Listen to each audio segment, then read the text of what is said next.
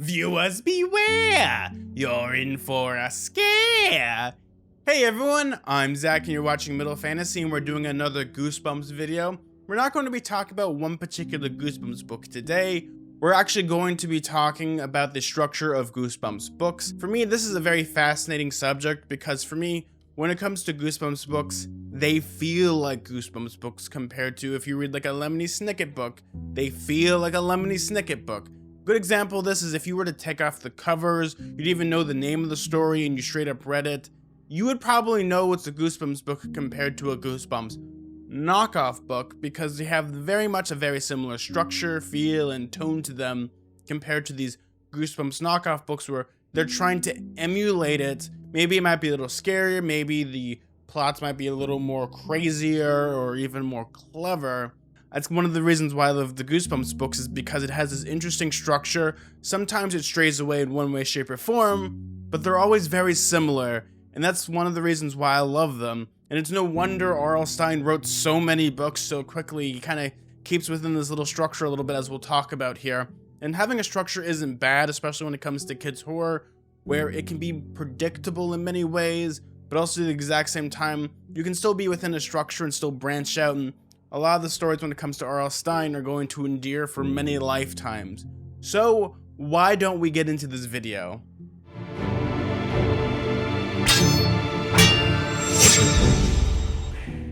So one thing that's going to actually aid me in this, and this is how I'm going to break down the structure, is actually one of my favorite lines within the Goosebumps movie from 2015, and it's this line. Every story ever told can be broken down into three distinct parts: the beginning, the middle, and the twist. God, doesn't that really help break down Goosebumps books?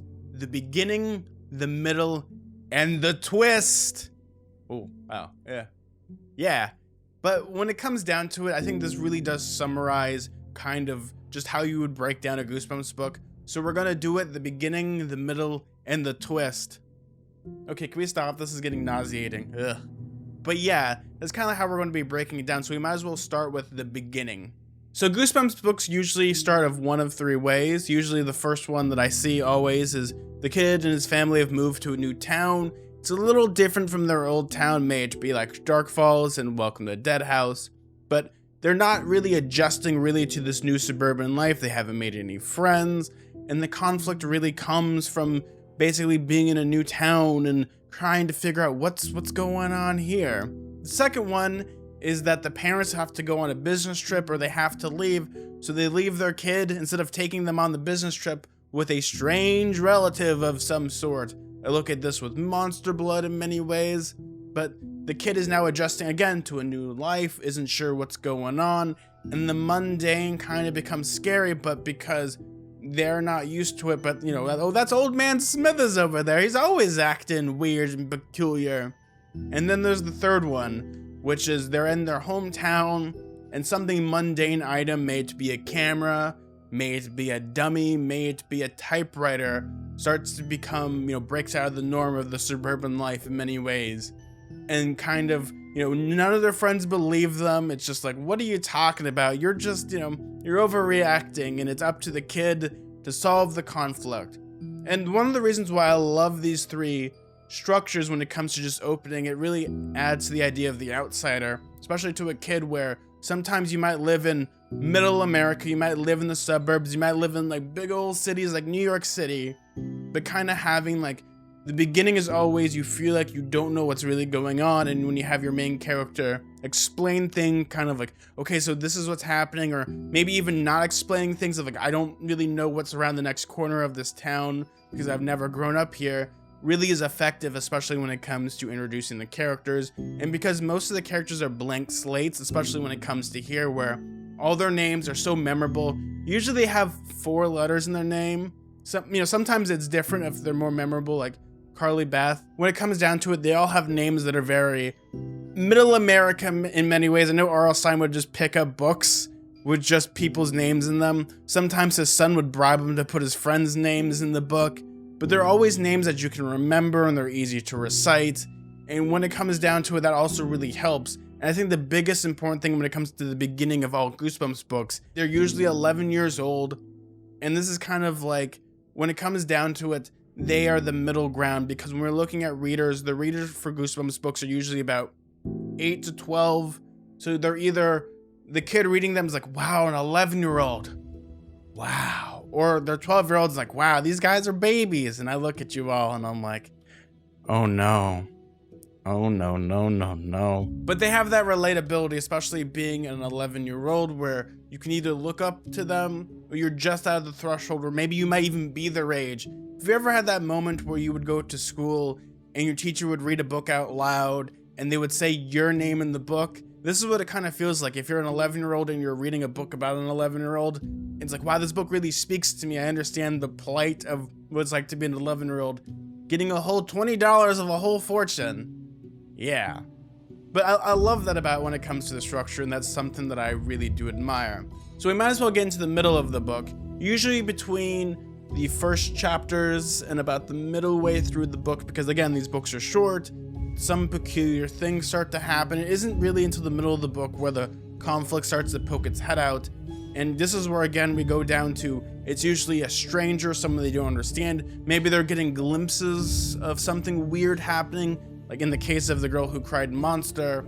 But you're seeing like a lot of like these elements of, wait, what's going on? This is where also where the mundane, where you have like an object like a dummy or, you know, a typewriter or something, starts to really poke its head out. A good example of this is Seichi's and Die with the camera, where they start using it, you know, the middle way through the book. And this is where weird things are happening. The more coincidental, but they slowly start to ramp up, especially when it comes to the travel stuff where kids on vacation or something. This is where the conflict of, oh no, we got lost, or, you know, we got stuck in the Great Pyramids and I got thirsty type of stuff started to happen. The supernatural isn't really poking its head out. It's more of external forces. May it be, oh no, you know, I don't know where I am, or oh no, I turned around, my friend wasn't there, or there was a knock at the door. And this brings me to a lot of the stuff when it comes to the middle of the structure. The supernatural really isn't poking its head out just yet. We kind of have those moments where you have the cliffhangers or the jump scares for R.L. Stine. His tried and true jump scares were, for me, they're one of my favorite things. This is where what chapter will end and the last two sentences will be something spooky, like, and suddenly the door opened up, ah! Oh wait, it was just my friend on the next chapter. And this is where these become more effective, especially within the structure. This is gonna get a kid to keep reading the books. And this is where, to an adult, when you're reading this, especially, let's put in the mind of you're reading this out loud to a kid, it's not going to be scary to you because, you know, I'm only 60 pages into this book out of 120. The kid ain't dying compared to reading my George R.R. Martin book. But to a kid, you don't know what's gonna happen. You don't have that, you know, okay, I've read so many books before, I'll know that you can't kill the main character off unless this is some crazy plot twist thing, which doesn't necessarily happen here.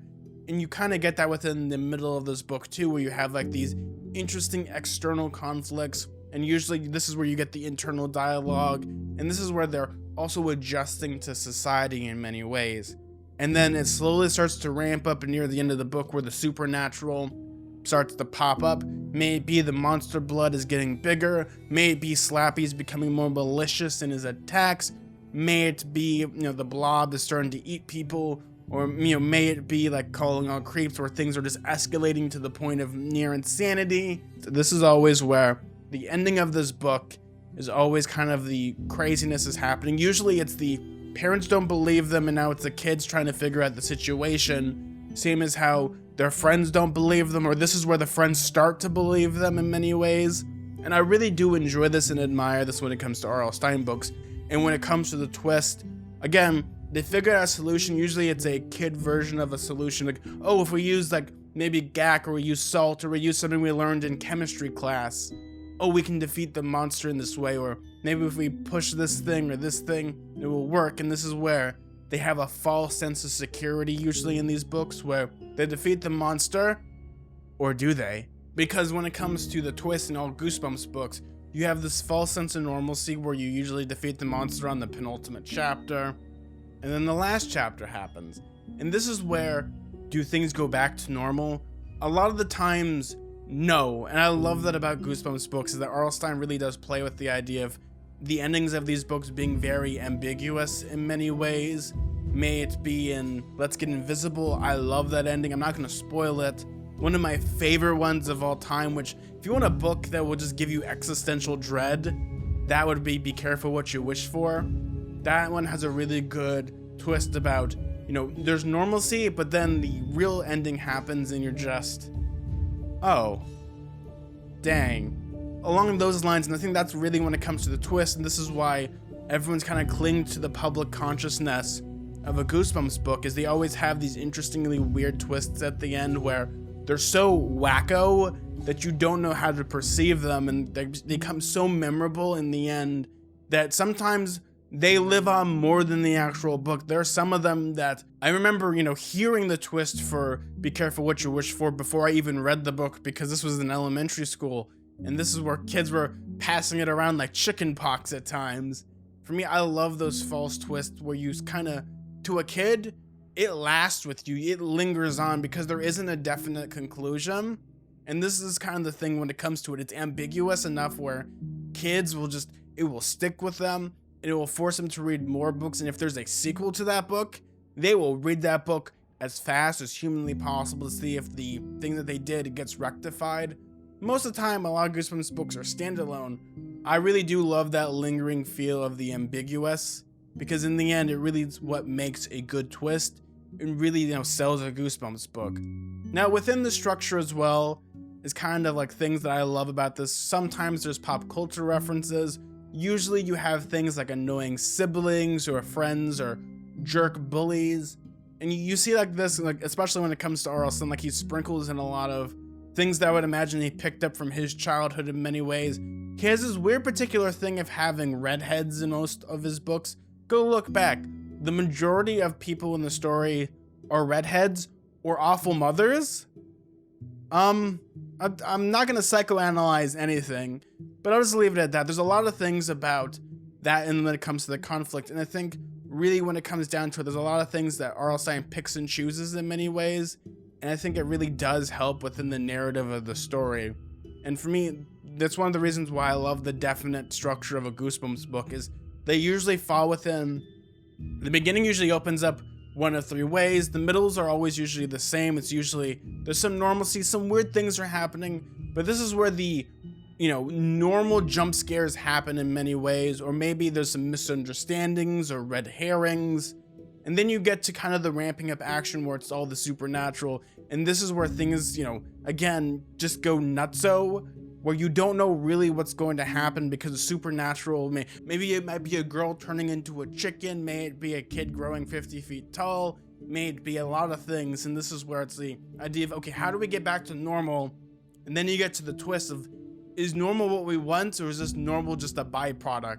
And for me, I love that. And I can see why, when you look at these structures, how R.L. Stine was able to write so many books so quickly, because he kind of had like, okay, we'll do like, you know, you have the foundation, then he just builds up the house a little bit. And for me, I personally love that, and that's one of my favorite things about it. What do you all think about this? Are there structures that I'm missing from Goosebumps books? Is there things that maybe maybe I might have things wrong, or are there examples where the mold is completely broken? I'd love to hear that. Well, everyone, thank you all so much for watching this. If you really like this video, maybe consider subscribing down below. I'd really appreciate that. If you really like this video, maybe consider liking. I'd really appreciate that as well. It helps with the algorithm in many ways.